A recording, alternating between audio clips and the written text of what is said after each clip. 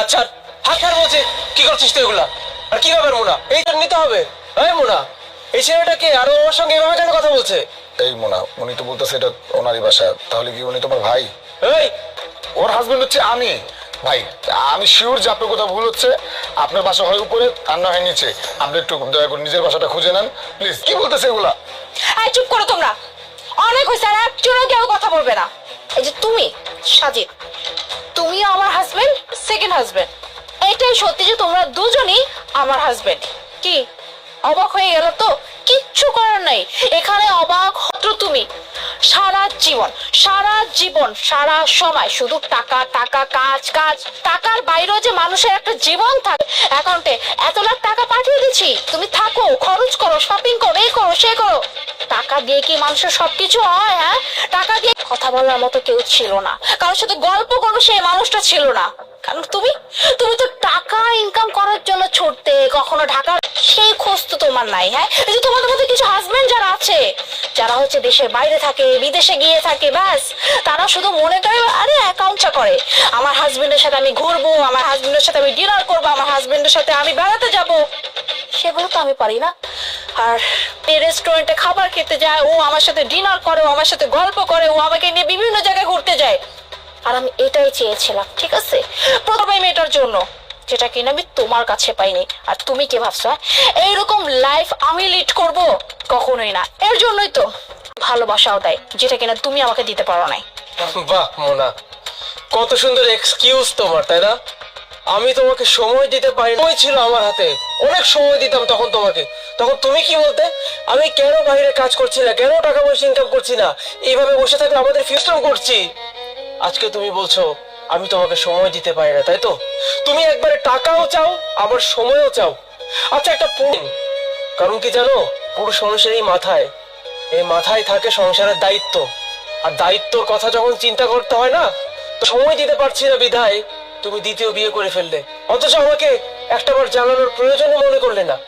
কাজটা কি তুমি ঠিক করলে বলো তো? না, আমার মন খারাপ হতো যে আমি আমার ওয়াইফকে প্রপারলি সময় দিতে পারছি না। কিন্তু পরে যখন মনে হতো যে মাস শেষে বাসা ভাড়া, বাজার খরচ আর অন্যান্য সব কম করা যায়, সেটা আমাদের দুজনের জন্য মঙ্গল হবে। অথচ তুমি, আমি এত কষ্ট করছি, সে কষ্টের প্রতিদান তুমি এইভাবে দিলে, তাই তো? কংগ্রাচুলেশন জানাবো সেটা বুঝতে পারছি না।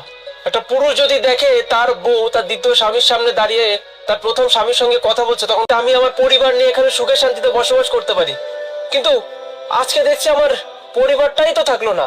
তাহলে এই ঘরে আর আমার এতদিনের স্যাক্রিফাইসটা তোমার কাছে কোনো ম্যাটারই করলো না।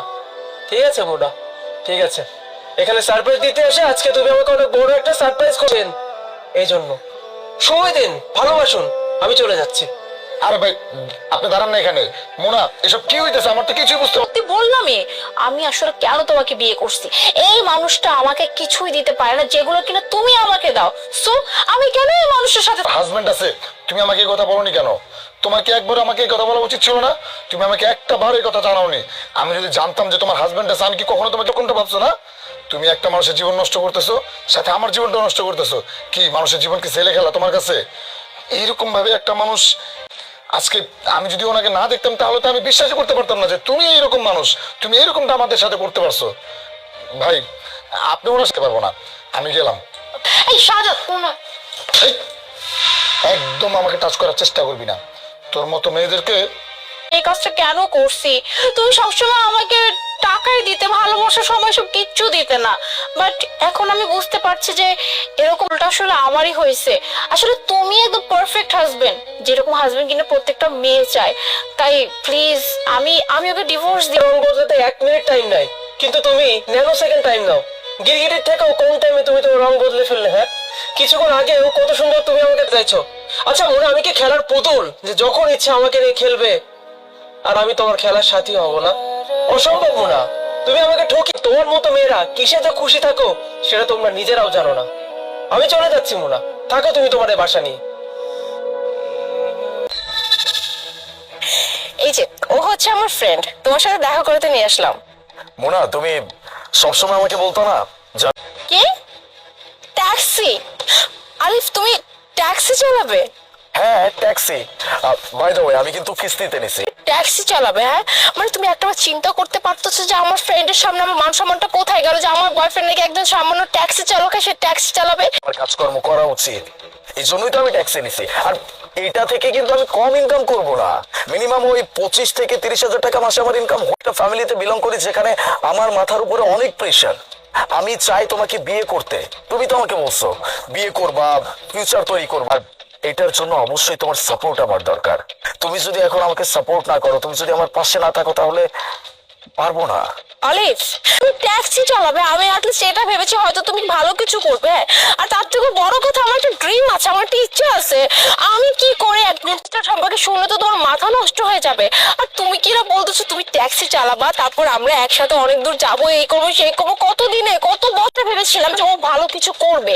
আর আমারও একটা স্বপ্ন ছিল যে হ্যাঁ, ও ভালো যখন কিছু করবে তখন ওর কাছে টাকা পয়সা হবে, তার মানে আমি আমার লাইফটা সেটেল করতে পারবো। কিন্তু এখন তুমি যাওয়ার আগে অন্তত দেখে যাও যে আমি কি ট্যাক্সি কিনছি। 50 লক্ষ টাকা দামের গাড়ি। বাই দ্য ওয়ে 50 লক্ষ টাকা কিন্তু আমার কাছে খুব একটা বড় বিষয় না। তার মানে 50 লাখ টাকা দামের গাড়ি দিয়ে তুই আজকে আমি তাকে বিয়ের জন্য প্রপোজ করতাম। কি কি বললে তুমি? এই গাড়িটা তুমি আমার জন্য নিয়ে আসছিলে, আমাকে গিফট করার একটা কথা বলে ফেলছি। আচ্ছা যাও, ওসব কথা বাদ দাও, আমি যা কিছু বলছি তুমি ভুলে যাও। বাহ, খুব সুন্দর। বাই দ্য ওয়ে তুই কোন কোম্পানিতে যেন চাকরি করিস? আর আমার কোম্পানির ব্রাঞ্চ শুধুমাত্র এই দেশে না, বাইরেও আছে। কি বললো তুমি? তুমি এসএম গ্রুপ করে দিতে পারতে, তাই না? শুধু শুধু আমি তোমার সাথে গিয়ে উল্টাপাল্টা ব্যবহার করছি। যাই হোক, দেখো আমি এগুলো জাস্ট, তুমিও যখন মজা করছিলে আমি বুঝতে পারছি। প্র্যাঙ্ক? তুমি আমার সাথে প্র্যাঙ্ক করছো না? আরে আমি তোমার সাথে প্র্যাঙ্ক করতে চাইছিলাম বা করতেছিলাম। ভালোবাসি কেন জানো? কারণ তুমি সবসময় আমাকে কাজ করার জন্য ইনফ্লুয়েন্স করতা, আমার খুব ভালো লাগতো। আমি তোমাকে কখনো বলতাম না দিল, সেটা আমি বুঝতে পারি নাই। তুমি আমাকে সামনে রেখে তোমার বন্ধুকে নিয়ে অনেক প্রশংসা করতেছিলা। তোমার বন্ধু এমন একটা কোম্পানিতে জব করে যেখানে পায়। আমি না তোমাকে অনেক ভালোবেসে ফেলছিলাম। আমি তোমাকে আজকে বিয়ের জন্য প্রপোজ করতাম, আর এই গাড়িটা আমি শুধুমাত্র তোমাকে গিফট করার জন্য আনছি। আসলে কথা বাড়ি আমার কোনো লাভ নাই। তুমি আমাকে যা দেখাইছো আমি রীতিমতো অবাক হয়ে গেছি, তবে খুশি হয়েছি অনেক। কারণ কিন্তু জানো না যে একটা সম্পর্কের মাঝে রাগ, অভিমান, ঝগড়া সে হতেই পারে। তাই বলি কি একটা সম্পর্কে মানুষ এভাবে শেষ করে দেয়? দেখো, যা কিছু হয়েছে সবকিছু ভুলে যাও। এই জন্য এক্স্যাক্টলি এই জন্যই। হ্যাঁ, তুমি যখন শুনছো আমি সামান্য একটা ট্যাক্সি চালক, তোমার বয়ফ্রেন্ড এমন কেউ একজন হোক যাকে মানুষজন দেখলে সালাম ঠুকবে। হ্যাঁ, তবে একটা কথা মাথায় রেখো, দুনিয়ার কেন জানো? শুধুমাত্র এই কারণে তারা কোনো চুরি চামারি করতেছে না, তারা কোনো খারাপ কাজ করতেছে না, তারা পরিশ্রম করে নিজের সংসার চালাচ্ছে। আমি তোমাকে অবস্থা আনবে না, এটার তো কোনো গ্যারান্টি নাই। আর যখন এরকম অবস্থা আমার হবে, তখন যদি আমার ট্যাক্সিও চালাইতে হয়, তোমার মতো মানুষ যে আমার সাথে থাকবে না। যাই হোক, আমি না তোমাদের সামনে আর দাঁড়াইতে চাচ্ছি না। আর তোমার সাথে আজকের পর থেকে আমার কোনো সম্পর্ক নাই। বিয়ে তো অনেক